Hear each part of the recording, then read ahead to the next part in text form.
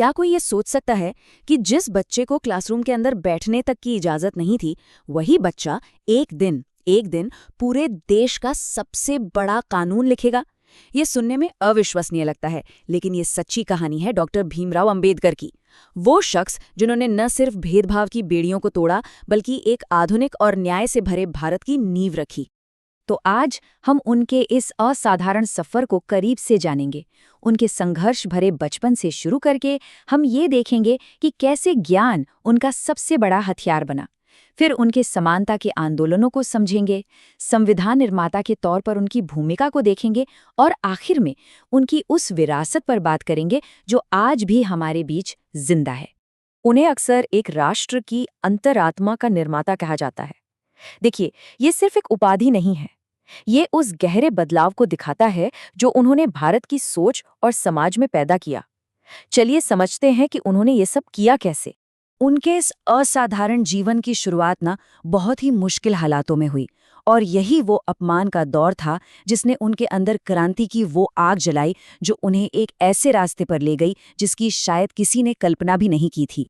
जरा सोचकर देखिए, एक छोटा बच्चा स्कूल जाता है ज्ञान हासिल करने, लेकिन उसे उसकी जाति की वजह से क्लास के बाहर बिठाया जाता है। उसे स्कूल के नल से पानी तक पीने नहीं दिया जाता। ये छुआछूत की वो कड़वी हकीकत थी जिसका सामना बाबा साहब ने हर रोज किया, और सच कहूं तो इन्हीं अनुभवों ने उनकी किस्मत की दिशा हमेशा के लिए बदल दी। लेकिन कमाल की बात ये थी कि अंबेडकर ने इन अपमानों को अपनी किस्मत मानकर स्वीकार नहीं किया। वो बहुत जल्दी समझ गए थे कि इस अंधेरे से बाहर निकलने का अगर कोई रास्ता है तो वो है शिक्षा, सिर्फ और सिर्फ शिक्षा। और उन्होंने जिस लगन से पढ़ाई की उसकी कोई मिसाल नहीं मिलती।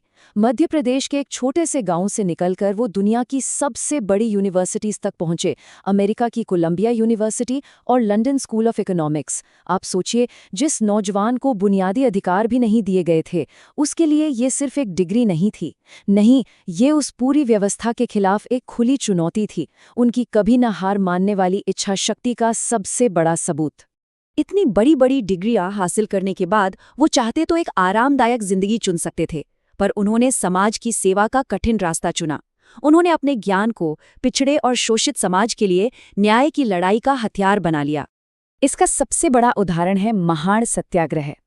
1927 में उन्होंने हजारों दलितों के साथ उस सार्वजनिक तालाब से पानी पिया जहां से उन्हें पानी पीने की मनाही थी।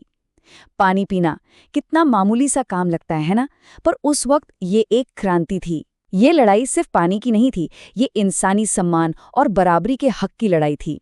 एक ऐसा ऐतिहासिक पल जिसने सच में पूरे देश को हिलाकर रख दिया था। उनका संघर्ष एक साथ कई मोर्चों पर चल रहा था। उन्होंने मूक नायक नाम का अखबार शुरू किया, जिसका मतलब होता है गूंगों का नेता, ताकि उन लोगों को आवाज दी जा सके जिनकी आवाज सदियों से दबाई गई थी। उनकी पूरी जिंदगी सचमुच दलितों और शोषितों के अधिकारों के लिए ही समर्पित थी। और अब आते हैं उनके उस सबसे बड़े योगदान पर, जिसने हमेशा हमेशा के लिए भारत का भविष्य तय कर दिया। ये इतिहास का कितना बड़ा और विडंबना भरा सच है कि जिस इंसान को बचपन में स्कूल के अंदर बैठने का भी अधिकार नहीं था, उसी इंसान ने आजाद भारत के पहले कानून मंत्री के तौर पर देश का सबसे महान दस्तावेज, हमारा संविधान लिखा। संविधान ड्राफ्टिंग कमेटी के अध्यक्ष के तौर पर उन्होंने ये पक्का किया कि हर नागरिक को, चाहे वो किसी भी जाति या धर्म का हो, समानता, स्वतंत्रता और न्याय का अधिकार मिले। डॉक्टर अंबेडकर का प्रभाव सिर्फ उनके जीवनकाल तक ही सीमित नहीं रहा। उनकी विरासत कोई भूली बिसरी याद नहीं है, बल्कि एक जिंदा रोशनी है जो आज भी हमें रास्ता दिखाती है।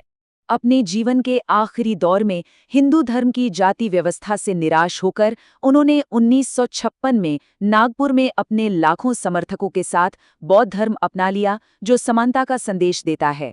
और फिर उनके निधन के कई साल बाद 1990 में राष्ट्र ने उन्हें अपने सर्वोच्च नागरिक सम्मान भारत रत्न से नवाजा।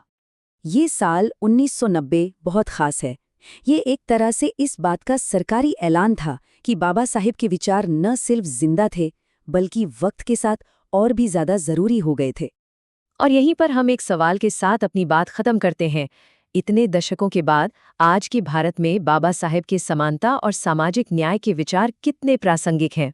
ये एक ऐसा सवाल है जिस पर हम सभी को सोचना चाहिए, क्योंकि उन्होंने जो लड़ाई शुरू की थी वो आज भी अलग-अलग रूपों में जारी है।